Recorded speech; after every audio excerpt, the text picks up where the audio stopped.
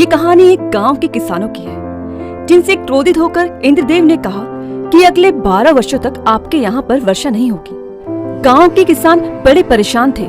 इंद्रदेव ने कहा, इसका एक ही उपाय है, भगवान शिव के पास जाओ। अगर वो डमरू बजा देंगे तो उसी पल आपके यहाँ बारिश हो जाएगी। जब गांव के किसान वहाँ पहुँचे तो इंद्रदेव ने भगवान शिव से पहले ही ये कह दिया था कि आप डमरू मत बजाएं। भगवान शिव जी ने मना कर दिया। उन्होंने किसानों से कहा कि अब तो 12 वर्षों बाद ही डमरू बजेगा।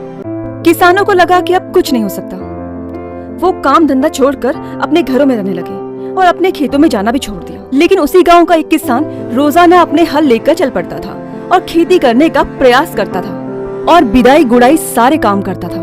वहीं गांव के लोग सभी उसका मजाक उड़ाते थे कि जब 12 वर्षों तक वर्षा ही नहीं होगी तो खेतों पर जाते ही क्यों हो। वो किसान उनसे कहता था कि कहीं मैं खेती करना न भूल जाऊं, इसीलिए रोजाना मैं अभ्यास करता रहता हूँ।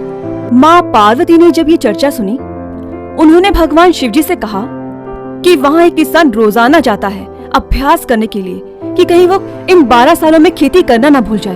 प्रभु, आप कहीं 12 वर्षों तक डमरू बजाना न भूल जाएं। जैसे ही माँ पार्वती ने ये कहा, महादेव ने अपना डमरू उठाया यह जांचने के लिए कि ये बज रहा है या नहीं।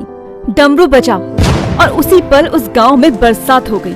वह एकमात्र किसान ही था जिसके खेतों में कुछ समय बाद फसल लहलहाई, क्योंकि इसी ने निरंतर प्रयास किया था और बीज बोए थे। जीवन में लगातार प्रयास करते रहिए, क्या पता कब डमरू बज जाए।